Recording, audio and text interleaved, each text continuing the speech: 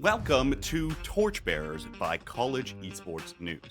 My name is Kenneth, and on this show, we talk with those carrying the flame of college esports at programs across the continent to learn from their expertise in a particular segment of our vast ecosystem. In this episode, we're focusing on the academic side of esports and how research helps improve the industry. To discuss, I sat down with none other than Dr. Seth Jenny, a professor in the Department of Exercise Science at Slippery Rock University of Pennsylvania. Dr. Jenny has been intimately involved in the academic conversation of esports for years now and edited the recently published Routledge Handbook of Esports that gives the most holistic coverage of the esports industry to date. His bird's eye view of the current landscape gives an interesting perspective on how we can keep pushing the collegiate ecosystem forward. Here's my conversation with Dr. Jenny. This episode of Torchbearers is kindly brought to you by our sponsors, Neuroptima and Playfly College Esports. Well, Dr. Jenny, thanks for joining us for Torchbearers. How are you doing today? I'm doing great. Thank you for the invitation. Yeah, of course. Happy to have you here. One of the things we like to do to start off the show is to get a couple of background questions on you. One of them is basically what's on your mind right now. We're recording this middle of the workday, somewhat. So as soon as we get done with this, what is top of your mind that you've got to take care of? That's kind of a work-related responsibility.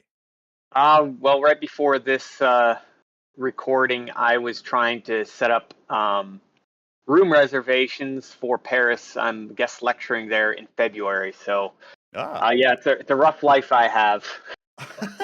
Yeah. Oh no, I have to go to Paris. Oh, Yeah, shucks. yeah.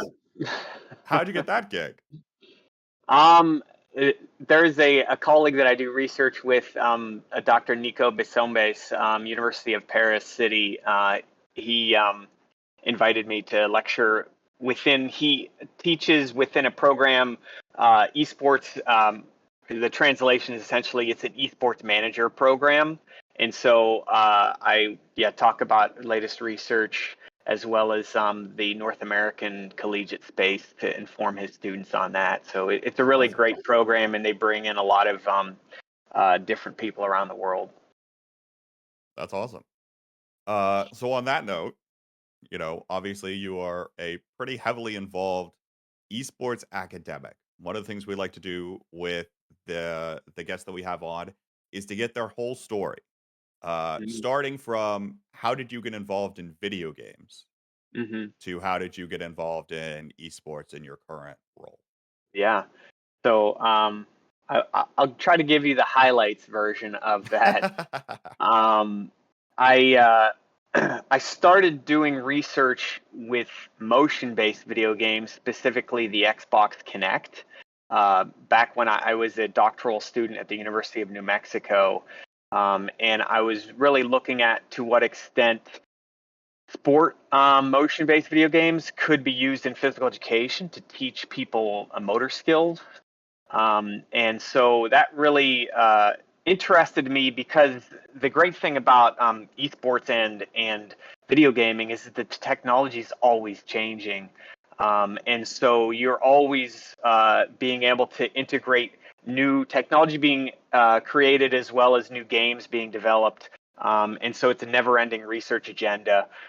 So when I got my first tenure track position at Winthrop University in Rock Hill, South Carolina, the first main study I did was I was reading these news articles about non-Americans who were going into the NFL, who were kickers primarily, and they were really good at kicking, but they didn't really know the rules of American football. And most of them are Europeans, so I was just reading that they were told to play Madden to learn the rules, and it's like, well, has anybody ever really looked at how much you can learn about a sport by playing the video game version of it? Because everybody talks about, I learned so much about football or baseball or basketball, whatever video game you play, and so I took a group of international students at Winthrop, and I had a control group and an experimental group. and saw to what extent you could learn about American football through playing Madden. Which, yeah, the control group scored pretty similarly pre-post. The experimental group, who did 8 30-minute gaming sessions of Madden, scored about 10 to 15% higher on the post test. The other thing that was really interesting in those findings, I did a focus group study at the end, and those international students felt more connected to American society because they knew the basics of football. So they said, like, if I go to watch the Super Bowl, people are cheering and they had no idea, but they learned the basics of it. You get 4 downs to try to get 10 yards, and they definitely weren't experts in American football, but they understood it enough that they could appreciate it in a cultural group setting in the U.S. And so I replicated that study with Americans playing cricket, as well as Americans playing rugby video games, and also looked at to what extent Division I tennis players use the same mechanic in serving and backhand and forehand versus what they would do in Connect Sports Rivals on the Xbox. And it was so looking at those differences, and yeah, I mean, the results for that was sort of what you'd expect is people are lazy and they do the least amount of physical activity possible. Sounds So about right. what was really interesting is that every single one of them did a two-handed backhand in real life. But when they played the video game, it was just like a flip of the wrist with one hand, because that allowed them to be successful in the video game. So those are the types of studies that I did early on. And then at around 2016, when collegiate scholarships were being offered in the U.S. for esports, that sort of, I had a couple sport management professors approach me about writing a paper on that, as well as to what extent esports is a sport. And that's when I started to get into esports and really be aware of it. Because I couldn't believe that people were giving away scholarships for esports at that point. And so, yeah, I've been doing esports and video gaming research since about 2012. Okay, yeah. So you kind of got started on as the more like traditional kinesiology student. Yeah. Was the goal to end up becoming a professor then? Yeah. So my dad was a computer science professor for 30 years. My mom was a elementary education professor. Both of them were teachers before they became, in the public schools before they became professors, and sort of, they spawned somebody who's interested in like sports and computer science, and so, I mean, if I'm being honest, I love the schedule of a professor. You know, higher ed is nice to have the breaks. I think people don't realize that, I'm certainly, my salary is fine, but you definitely could make more money in other fields. Yeah. When I get these different school administrators, so in K-12, talk to me, and they're like, well, they're envious of like the college schedule. But then when they look at our salaries, if you're like a high school principal or middle school principal, you're making double what a professor gets paid, but our schedules are better. Right. So there's a trade-off to it. But yeah, I love working with college age students. I've taught kindergarten up through 12th grade in health and physical education. And I love the ability for college students, well, most of them, to do what you want them to do with some type of autonomy. A kindergartner and a first grader is not going to be able to make many decisions themselves in an organized fashion.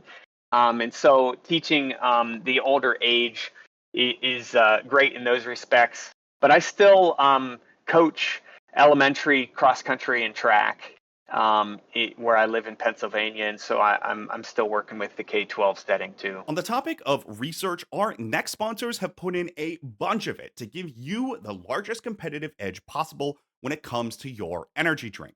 See, Neuroptima's scientifically backed performance line is trusted by Valorant pros like TSM T-Dog, and that's why I'm trusting Flow State to get me through organizing my team's Valorant tryouts later this evening. True story. Neuroptima is sponsoring this episode of Torchbearers, and they have completely redefined what supplements for gamers can be. Their products provide support to your focus, sleep, and overall health so that you can perform at your best when it matters most, like when you're deciding team rosters for the entire next semester. Try their products for yourself with code CEN at checkout for 10% off your order. Thanks once again to Neuroptima for sponsoring this episode of Torchbearers. Now, back to the conversation with Dr. Jenny. Yeah, that's awesome. So kind of all over the place, and the perfect storm meshed together for Yeah. like you got tapped on the head to start doing the esports stuff as soon as it started becoming uh increasingly popular, at least in the Yes. collegiate ecosystem. But I guess that kind of helps build you as one of the main figures, kind of corralling the idea of esports academic research, which flash forward a couple years now to basically present day, you are one of the main editors of the Routledge Handbook, right? Yep. Talk me through what that project was. First of all, what was it? What was the goal kind of driving it forward? And what was working on that project like? So, you're talking about the Routledge Handbook of Esports. It was just published in September, and it's 62 chapters, written by 93 different authors representing 27 different countries. It was peer reviewed by 152 different peer reviewers from 30 different countries. And it was definitely a community effort of both practitioners and academics. I peer reviewed a book proposal for Routledge on esports. I can't even remember what the topic was. It was some type of social science book. And I think the detail that I gave in that review for the Routledge editor, he appreciated the effort and the detail I put into it and asked me if I was interested in proposing. They were looking for somebody to lead the project of the Routledge Handbook of Esports. So I set up several different associate editors from around the world. There were 4 other associate editors, and we met 6 times just to go over the outline, because I knew that I worked on some other book projects where there was overlap from chapter to chapter, and that's so easy to do in esports because everybody wants to, define esports in their chapter, and you don't want to be reading that 62 times. So, discussing what type of content would go in each chapter, what would be the breadth of the book. I mean, it's written at a 30,000-foot view of esports, a complete overview of it, and each chapter is only 5,000 words. So it's written at a level where anybody who has any level of knowledge of esports can understand it. So somebody who has been involved in esports for 20 years will still learn things because there's a lot of evidence-based research put into these chapters, this new cutting-edge research. And there's, with so many different topics that we cover in there, you're going to learn something. But also for the parent who maybe their kid is interested in getting a scholarship in esports and they want to know about what is esports, what's that term even mean? I mean, those people can pick it up and read it even with no background experience. So yeah, it was 2.5 years, and every step of the process, there were things that we had to work through, just like this, getting this call going with my headsets being messed up and everything else. We had people outline their chapter, then submit a first draft, and then get peer review, and then revise it and resubmit. Like at every stage, authors dropped out. We had a situation where somebody's plagiarizing that one of the peer reviewers caught. I mean, there's all these different things that when you're dealing with that many different people, and you had to work through a lot of things. But overall, really happy with the product, and looking forward to doing a second edition eventually. And I was about to say, maybe you can be involved in it. We'd love it. I'd love to be if somebody ends up deciding that I have some level of expertise that's needed for the project. But I Yeah. was about to say, right, like now that you've published a first book, there's no like it doesn't end, right? It's not like, okay, project's all done. Great job, everyone. Pat yourselves on the back. We can go home, right? You've still got probably to keep updating that for a long while, especially with how fast esports moves and changes. Yeah, I mean, we try to talk about concepts and then use examples of current, teams or leagues or whatever as the examples to fill in the concept. So, but the shelf life is probably 3-ish years, I would say, would be the estimate. So if it took 2.5 years to write the book for the Oh first shit! time, Don't remind me. it does take another two and a half. Like you have to start like now. Yeah, we'll see. I'm working on some other things. We'll Yeah. let it sit for 6 months. All right. Well, looking ahead then to what folks might expect in that or what newer developments could come out. What are current topics in terms of esports research? What are things that really interest the academic world right now about what just the broader esports ecosystem looks Mhm. like? So, I mean, I'm not going to go through the book's broken up into 10 different sections, but I would say just off the top of my head, some of the more interesting topics that people are interested in. I think esports integration into the Olympics and the Olympic movement, which is a separate chapter, that's definitely an issue. But right alongside that, sports washing and the hold of Saudi Arabia on that is a whole nother issue. DEI and toxicity in the space is always going to be an issue that needs to be taken care of. We have a whole section on research and recommendations for research. And so that's something that we're hoping that early career researchers or even, master's students, doctoral students are interested in starting to do more research, or even experienced researchers that want to get into esports research can pick up and hopefully learn from. But, there's hospitality management and how esports tourism impacts things. Those are like hot button topics. And there's a whole section on esports cultures. So what we had the proposal reviewed, and one of the reviewers said this book is not possible. And they said that like they took certain sections. They said this section is a book on its own. This section is a book on its own. And so we sort of took that as a challenge. And we weren't afraid of having a chapter on a topic that there's not a lot of research on. So Will Fisackerly wrote a chapter on the esports career process. We had another. We have several different chapters on esports culture in North America, for example, esports culture in Asia, esports culture in Oceania, South America, all the different regions. There's not a lot of research in those areas. And so, this book is a resource to sort of be used as a starting point for some of these to get discussions going and to hopefully encourage more academic discourse in those areas. It feels like a lot of those topics are things that we're constantly thinking about as practitioners in the space day to day. You mentioned DEI, right? You mentioned how like sports washing can affect people's perceptions of what's going on.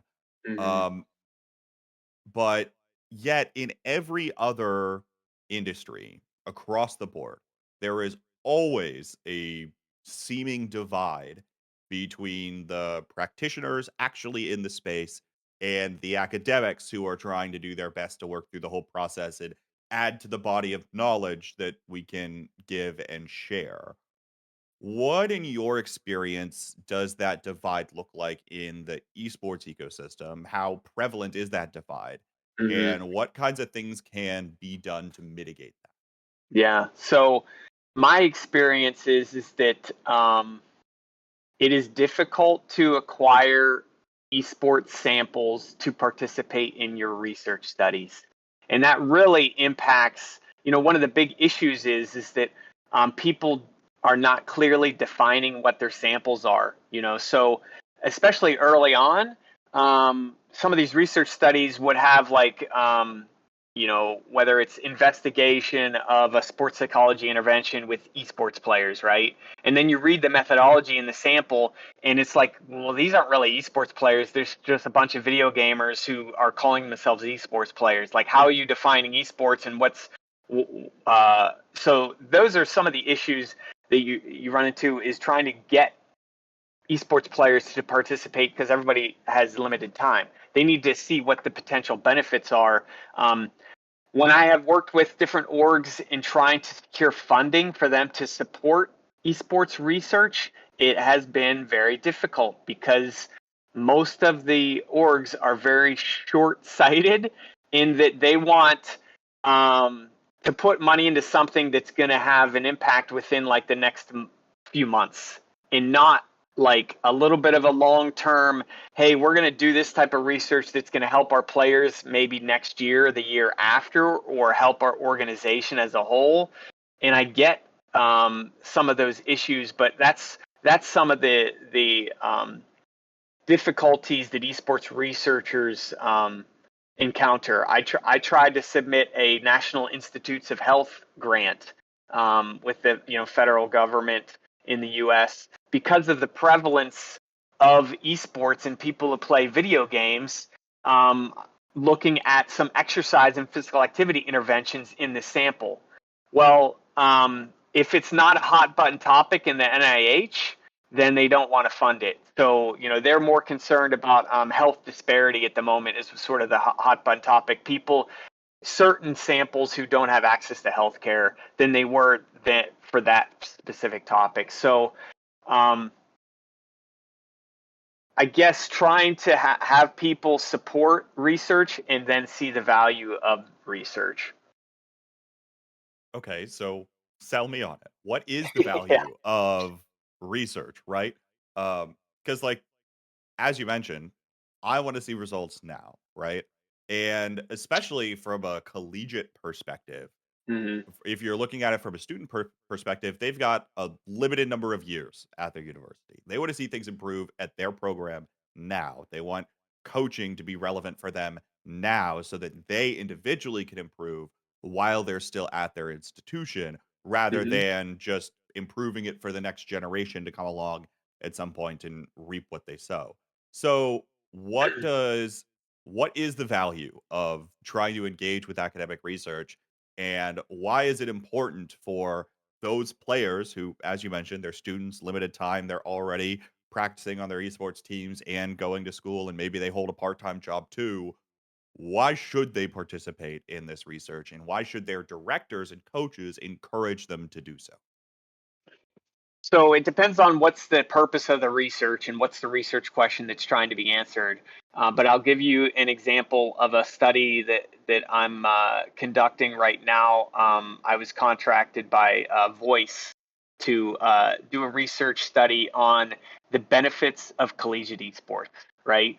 So everybody wants to say that esports teaches transferable skills, and you can learn communication skills and teamwork skills, and we can be able to handle multiple things, and our decision making can be improved, and you might have some physical benefits from esports, reaction time, things like that. Well, that is all anecdotal evidence that people say, right? And Yeah. so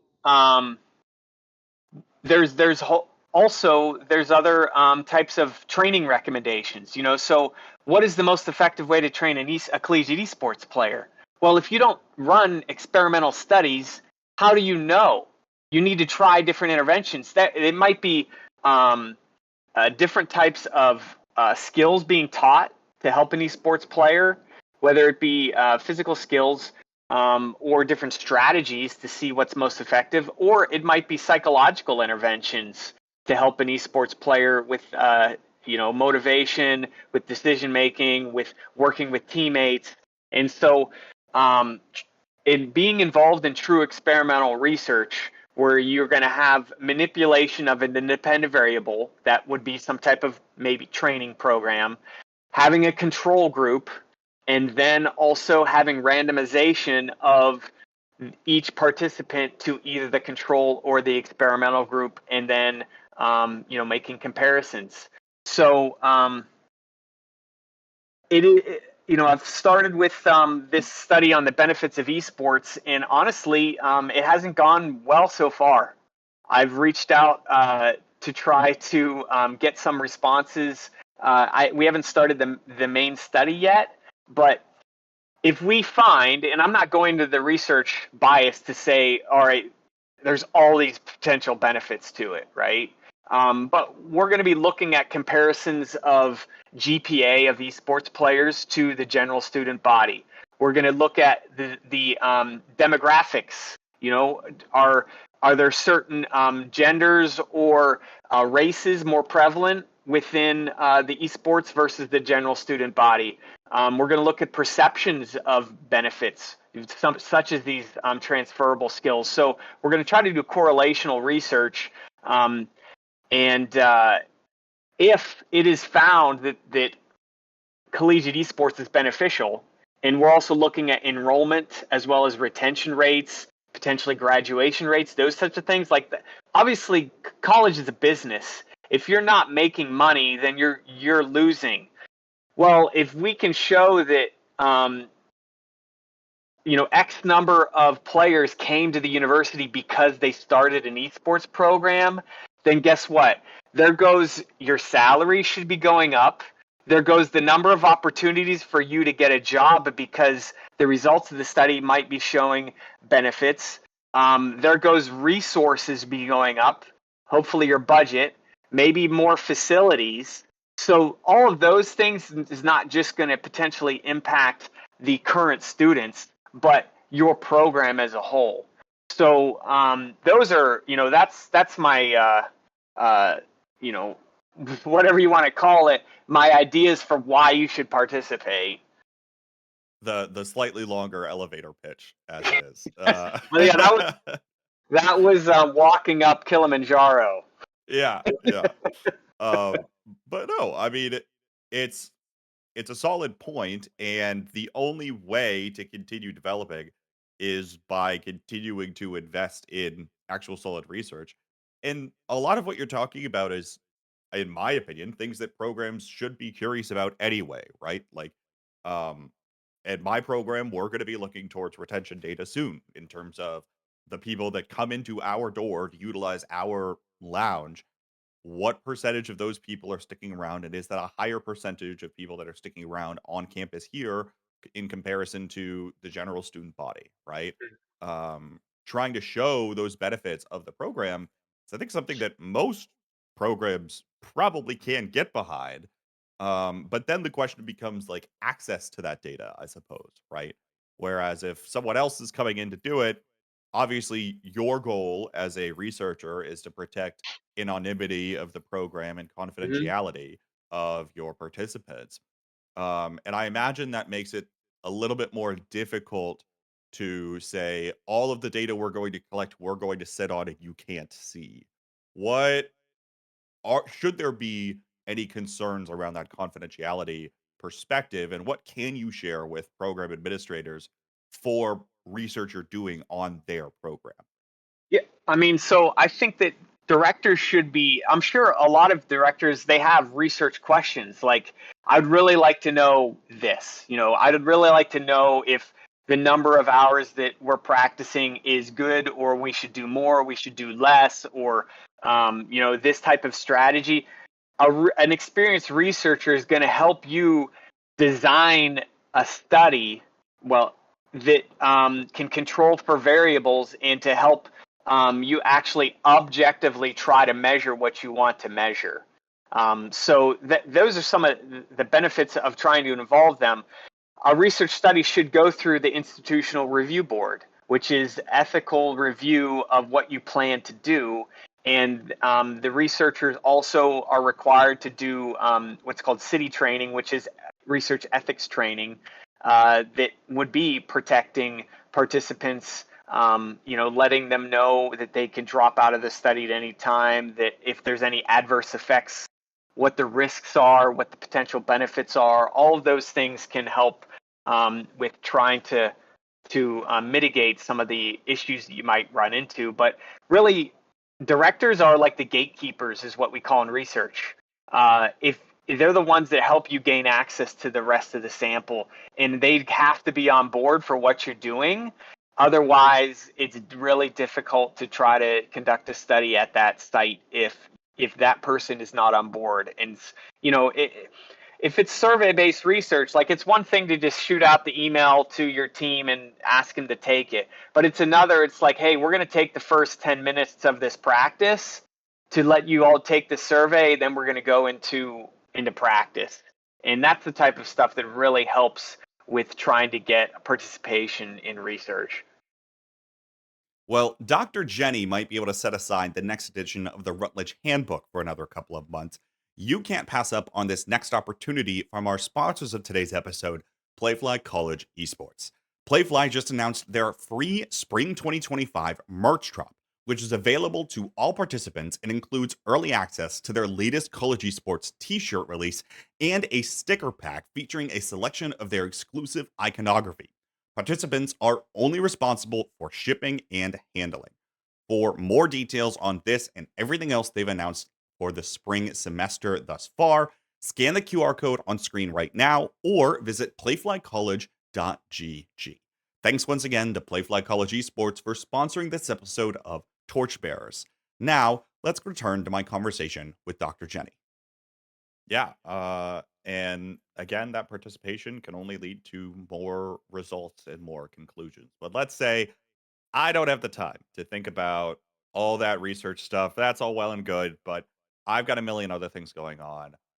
What are the most recent kind of developments that you've seen come out of academic research that directors should be aware of? What Yeah. has been the most surprising points maybe that we might not be thinking about in our day-to-day operation? Um, so I think the first thing is that researchers in academia were almost a little bit like Twitter and X, where we'll call people out if if things are not looking like the way they should be going. And so I understand that, researchers are seen sometimes as that ivory tower where, oh, you don't get it because you're not in the trenches and what you're saying is theoretical and it's not practical at all. The better research involves teams, it involves people doing it, but it also is in coordination with academics that can help make sure that it is done well. So we have the one study recently, well, it did maybe 2 years ago with New York Institute of Technology, Joanne Donahue, and we looked at the impact of a 6-minute walk on FPS gaming performance. So as an example, to answer your question. So we had 3 different types of sessions that the FPS players played. 2 hours straight of gaming. Pre and post, they did executive functioning tests, which is like decision-making cognition tests to see potential changes. Then another session, the same player, and we randomized the order across the participants. They did 1 hour of gaming, a 6-minute walk, and then another hour of gaming. And we looked to see whether there were potential increases in cognition after the 6-minute walk. The last condition was an hour of gaming, 6 minutes of rest in laying down on your back, and then another hour of gaming. And so we did objective measures to try to look at how cognition was impacted. And in that exercise group had, there's a ton of research to show that exercise, particularly aerobic exercise, improves decision-making and cognition and executive functioning. And so that was our results. We also did post-study surveys on what did the players like the best.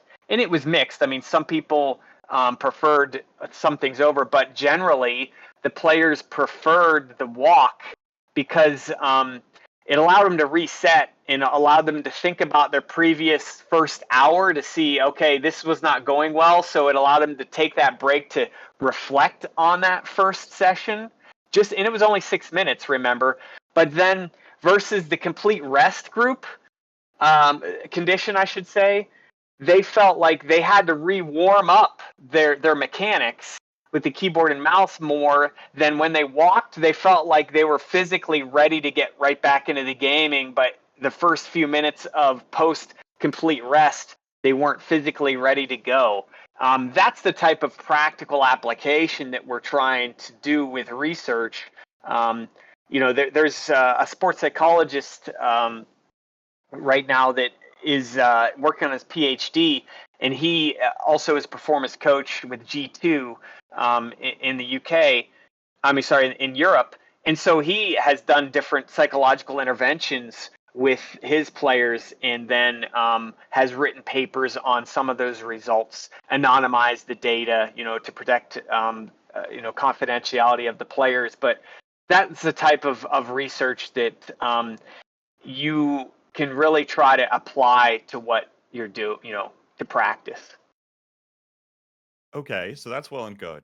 But if I hadn't talked to you about that right now, I wouldn't know that your study just existed, right? Yeah. About that, the 6-minute walk. So as a practitioner of the space, where should I be looking for those kinds of studies? Like where's the best place for me?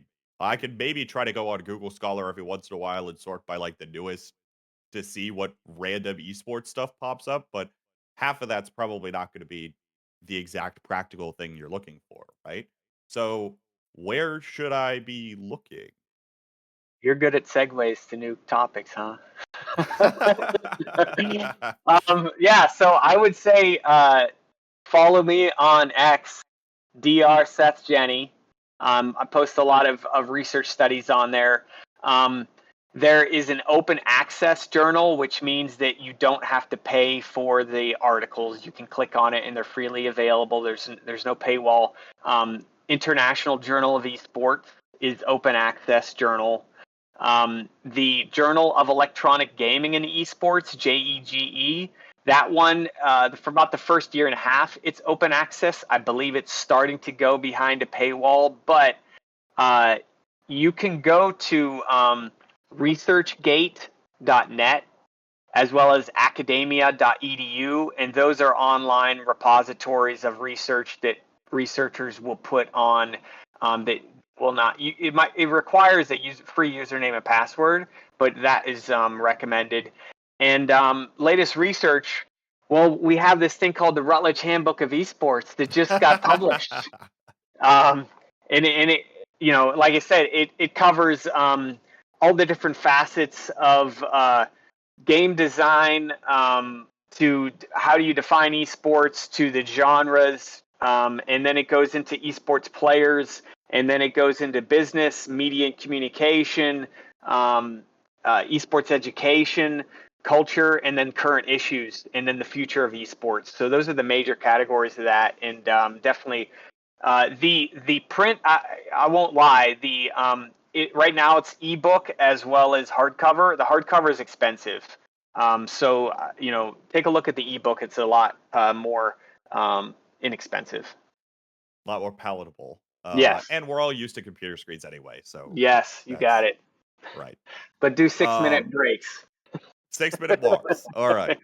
Not just breaks, walks Yes, specifically. thank you. Go tell that to your players between their League of Legends matches or whatever. I'm sure that'll go over great. I guess that's the next thing, right? As a director, I can sit here all I want and be like, here's the research article that says you should do this thing. And the player is going to roll their eyes at me. And they're going to be like, okay, whatever. Like, I don't really want to, right? That's what I did with my mom all the time, right? It's like she'd want me to like, go exercise, go on a walk, go something. I'm like, fine, whatever, if I have to, right? How do you convince a college student that this is the right way forward? And maybe you don't even know the answer to that, right? Even as a professor, because I know just how difficult sometimes it is to convince some students. Well, I mean, from my coaching experience too, you've got to build a culture of trust. You need to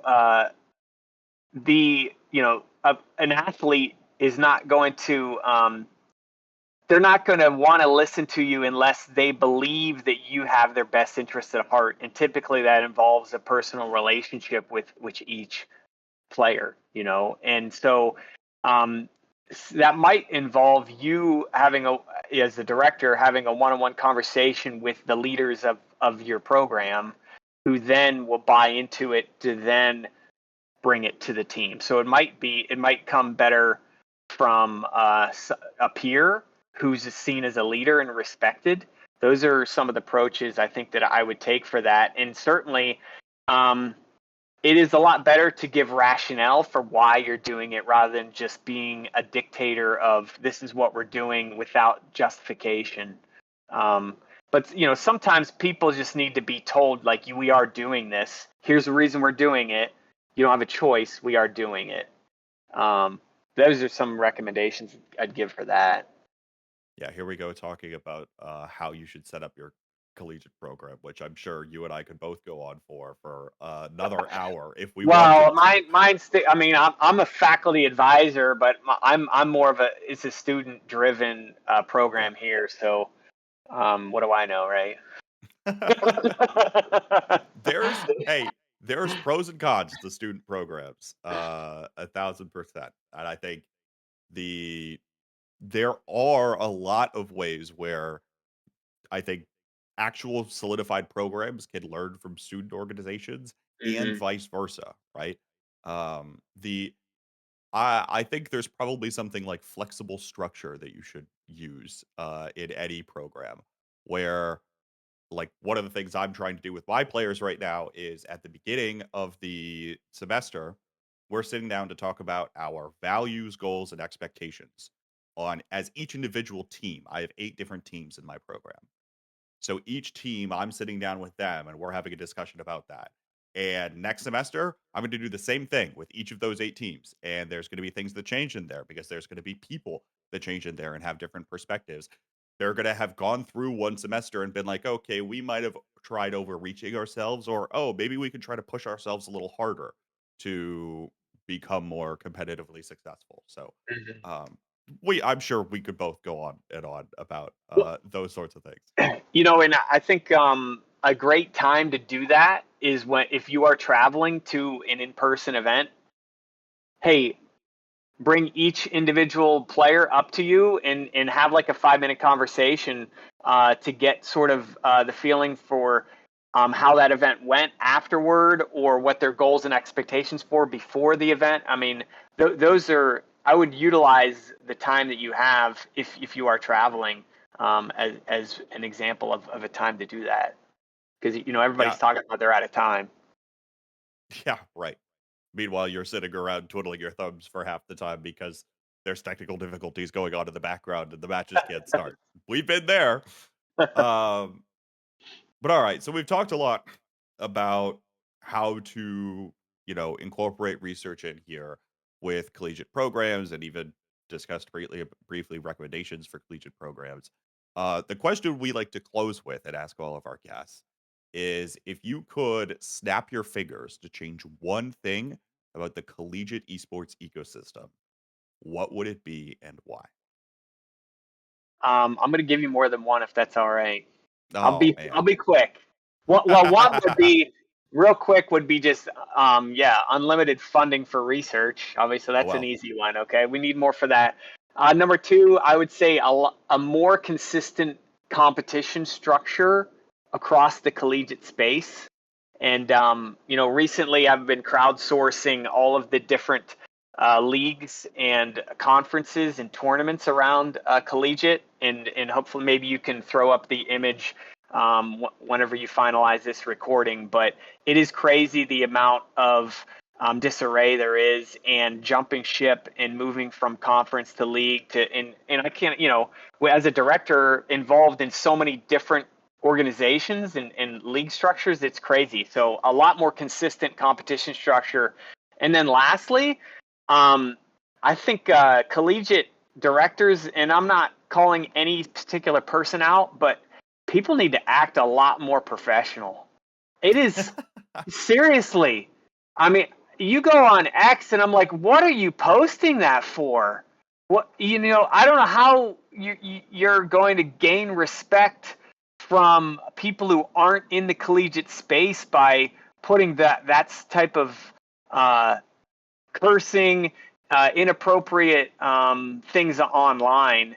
That I think that everybody's just so used to the usernames and the anonymity behind it that they forget that anytime you're posting on a public space, that you're representing yourself, but your brand as well.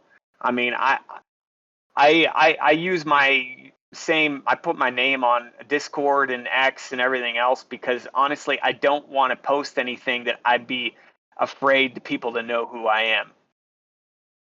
So act more professional because, don't act like that person who went through your club system and then your president wanted to start a varsity program and they hired you and you're like 20 years old, because a lot of people are acting like that when they shouldn't be. Yeah. I think it's easy to forget, given by the fact that, some of us have been in the esports space for so long. The norms in the esports space are not the norms in the collegiate sphere, in the academic sphere. In business too, yeah. Yeah. And I think we need to be reminded of that. So a solid reminder, Dr. Jenny. Any other closing thoughts or shout outs that you want to give before we wrap this up? Not really. Yeah. You kind of already did that all with the wrapping in the handbook one last time. And yes. Yeah. Nope. I appreciate the invitation, and hopefully some people will be more open to having researchers involved in your program, because we have a lot of value that we could bring, and I think it will be beneficial if you can buy in.